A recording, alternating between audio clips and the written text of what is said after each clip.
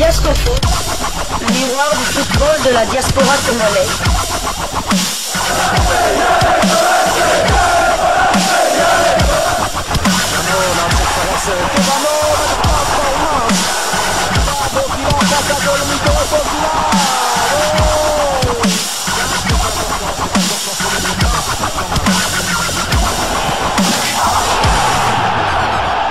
Diasco Foot, le miroir du football de la diaspora congolaise.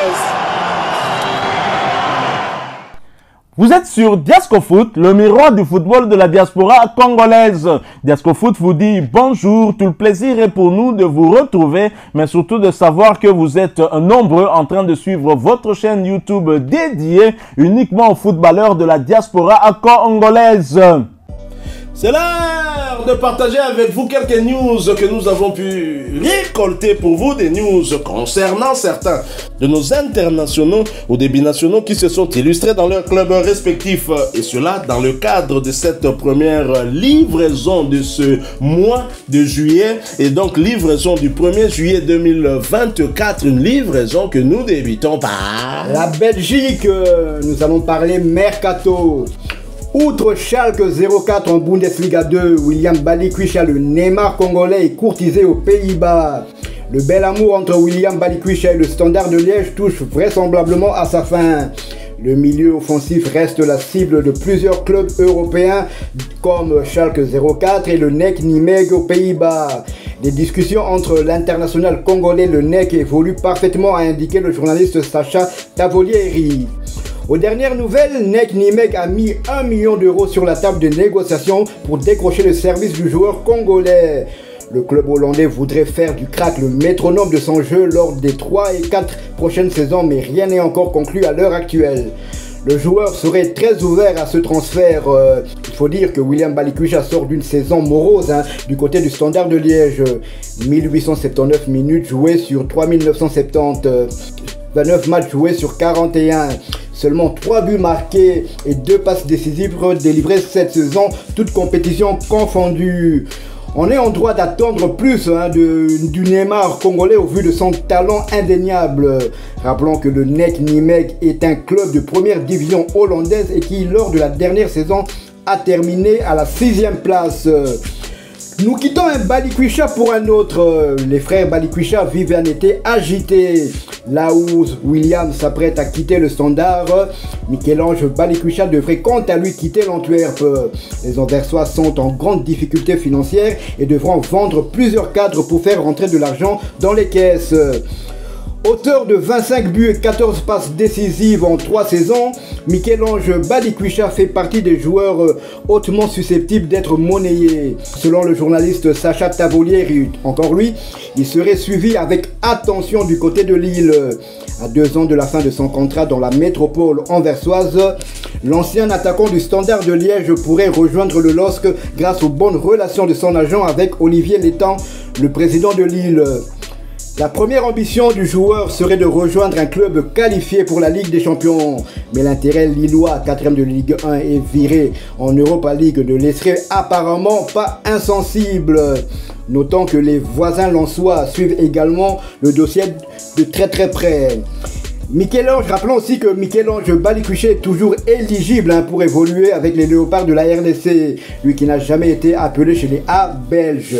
Je suis content pour l'aîné des Balikwisha, William, l'international congolais, autrement dit le Neymar congolais, qui n'est plus apparu dans la tanière. Malheureusement, ça doit être dû à ses performances, influencées certainement par des difficultés de son club, le Standard de Liège. Je suis content, je pense qu'un nouveau défi pour lui permettra véritablement de relancer sa carrière et je lui souhaite le meilleur. Quant à son jeune frère Michel-Ange qui a longtemps hésité pour rejoindre son grand frère dans la tanière, à un moment d'ailleurs William en parlait, il disait qu'il ne voulait pas l'influencer, qu'il voulait qu'il se décide lui-même et que cette décision vienne du cœur et justement c'est ce que veut aussi Sébastien Desabre et c'est aussi ce que lui a conseillé Joris Kayembe lorsqu'il a manifesté son intérêt à pouvoir venir dans la tanière en posant la question à Joris Kaembe, qui est déjà un international congolais, bien évidemment. Vous l'avez vu être titularisé lors du match contre les Éperviers du Togo dans le cadre de la 4e journée des éliminatoires du Mondial 2026 à Kinshasa au Stade des Martyrs. C'était le 9 juin dernier. Joris Kaembe lui avait demandé de contacter le sélectionneur-manager Sébastien Desabre, tout en précisant que il y a la concurrence. Tout à fait. La concurrence est rude chez les ailiers, parce que vous avez un certain Yohan Wissa, vous avez Meshak Elias, Silas Katompa, Kolo, vous avez Théo Bongonda. Il y a à boire et à manger chez les ailiers, mais il a aussi quand même sa place. Il a du talent. Je pense qu'il peut aussi répondre à cette concurrence. Nous restons toujours dans l'optique des transferts. On parle toujours mercato. Nous sommes au mois de juillet, bien évidemment. Le mercato bat son plein. Nous allons parler mercato d'un international congolais coéquipier de William Balikwisha et de Joris Kaembe dans la tanière. Après le FC Nantes, Arthur Maswaku serait convoité par Montpellier de Dimitri Berthaud et le Racing Club Strasbourg, deux clubs de Ligue 1 pour une bataille farouche. Le mercato estival bat son plein et l'international congolais Arthur Maswaku fait l'objet de nombreuses convoitises, particulièrement en France.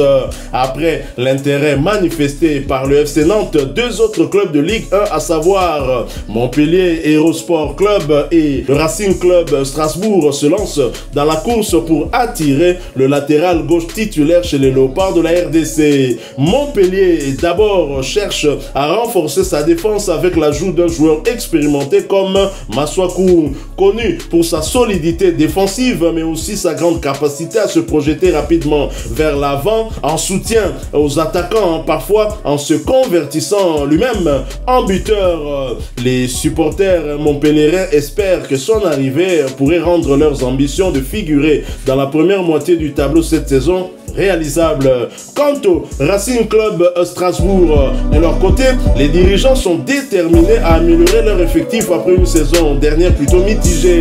Arthur Maswaku pourrait apporter de la stabilité défensive et son expérience dont l'équipe a besoin pour viser des places européennes. Avec ces deux clubs historiques en pleine bataille pour signer Arthur Maswaku, la compétition s'annonce véritablement rude. Les semaines à venir seront déterminantes pour savoir de quel côté se penchera le cœur d'Arthur Maswaku pour son retour en France. Quel maillot portera-t-il lors de la prochaine saison de Ligue 1? Les supporters attendent avec impatience la décision qui pourrait bien changer la donne pour leur club favori. Et bien évidemment, Besiktas aussi attend des offres, parce que Besiktas doit se décider aussi à lui trouver un remplaçant. Donc c'est le problème qu'il y a eu d'ailleurs entre Besiktas et le FC Nantes.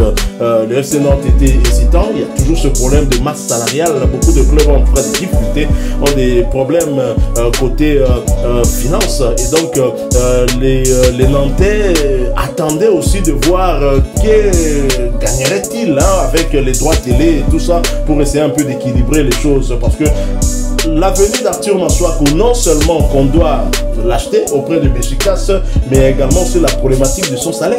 Et tout ça, et bien évidemment, devait être réglé.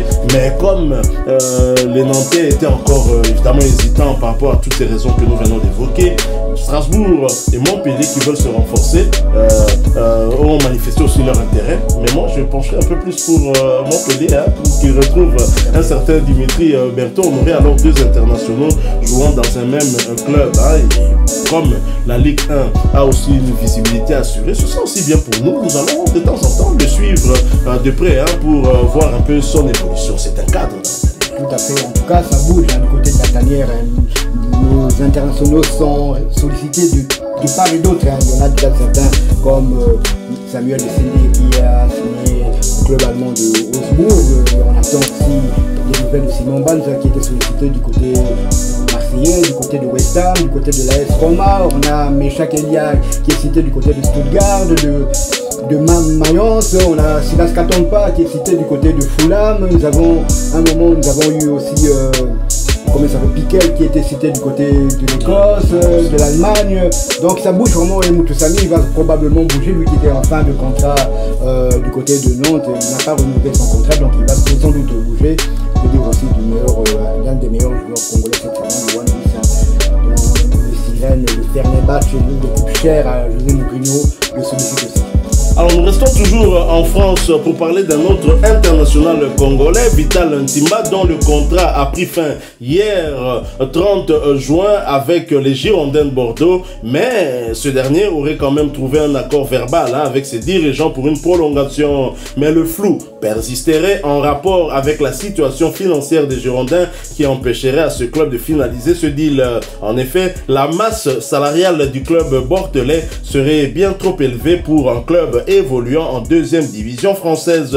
Une baisse de salaire pour le latéral gauche congolais pourrait donc être envisagée s'il veut prolonger son contrat du côté de Bordeaux. Son salaire pour l'heure est évalué à 40 000 € bruts par mois. Vital Ntimba, qui n'a pas encore eu sa chance avec la tanière, je signale qu'il est international congolais mais qu'il pourrait toujours jouer également pour l'Angola. Vital Ntimba, 40 000 brut par mois, donc c'est plus que 4 fois. 4 fois plus que chaque. Non, c'est pas normal. Donc bon, c'est pas normal. S'il est d'accord de prolonger son contrat, c'est qu'il est d'accord de cette baisse salariale. Probablement, certainement, bon, c'est une situation qu'il ne peut ignorer. Je pense que bon, s'il veut rester du côté de Bordeaux, s'il aime cette équipe, s'il n'a pas d'autres sollicitations, bon, il devra accepter la baisse de son salaire, mais à hauteur de combien? Ça, c'est une question que lui seul, à laquelle lui seul pourra répondre. Terminons par cette nouvelle de Cédric Bakambu, une bonne nouvelle bien évidemment. Cédric Bakambu qui a publié 2 photos de lui en plein travail. On sait que l'international congolais était blessé, c'est la raison pour laquelle il a d'ailleurs manqué les 2 matchs des Léopards dans le cadre des éliminatoires du Mondial 2026. Il a juste écrit au travail et nous sommes bien heureux que notre bac à goal national puisse revenir la saison prochaine très fort.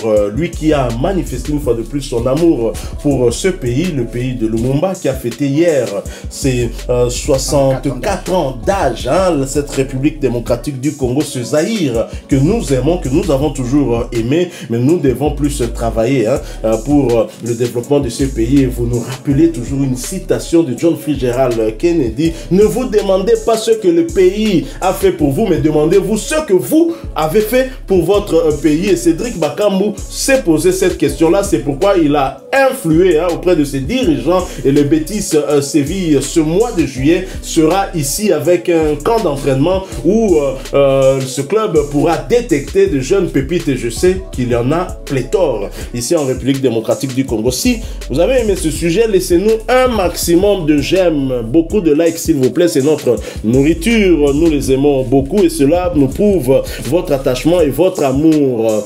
Si vous avez un point de vue à partager avec nous, n'hésitez pas de nous le laisser à travers un commentaire.